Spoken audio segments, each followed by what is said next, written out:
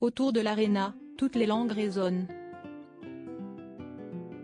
Les gens sont venus en masse, d'un peu partout à travers le globe, pour avoir la chance d'applaudir l'une des deux performances parisiennes du girls band sud-coréenne explosif Blackpink.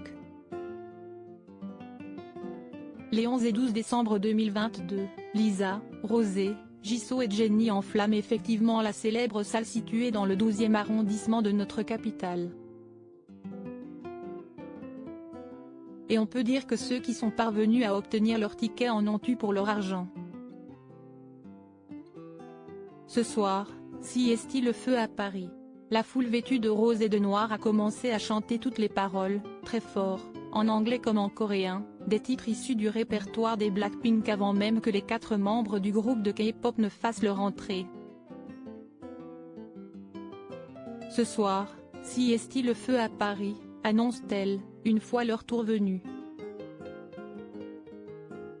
Et pour cause, chorégraphie millimétrée, troupe de danseurs, orchestre live, pyromanie, projection vidéo, changement de tenue, 5 chacune en tout, passage solo dont un inédit pour Jennie, cotillon et confetti. Elles ont prévu la totale pour ravir ceux qui ont traversé le monde et payé un sacré prix pour pouvoir intégrer l'armée de Blinks en furie dans l'aréna.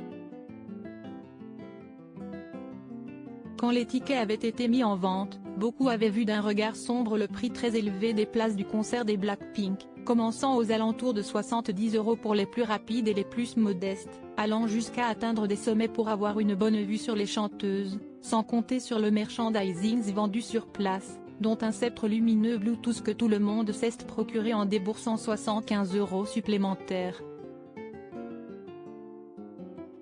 En tout et pour tout, les Blackpink ont interprété plus de 20 titres, dont Kill This Love, How You Like That ou Love Sick Girls, sur une durée de plus de 2 heures avec très peu d'interludes leur permettant de respirer ou de boire. Je suis vraiment désolé. Quelques mots en français, un échange de regards complice à la sauvette entre 2 membres.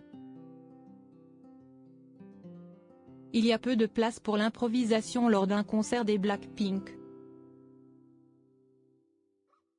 Il a bien fallu s'y mettre, pourtant, quand entre 2 chansons, Rosé, Roseanne Parks, a fait face à un petit souci de garde-robe, un très long lacet d'effets, l'obligeant à s'asseoir quelques minutes pour arranger la situation avec difficulté.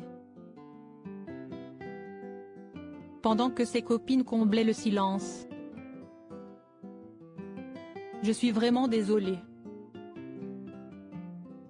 Nous avons encore quelques titres à chanter et je voulais m'assurer que tout soit en place, a-t-elle expliqué. Je m'excuse. Voilà qui fait du bien, après tout. Si jeune, et déjà si populaire, Lisa, Jisoo, Rosé et Jennie ont, elles aussi, le droit d'être humaines.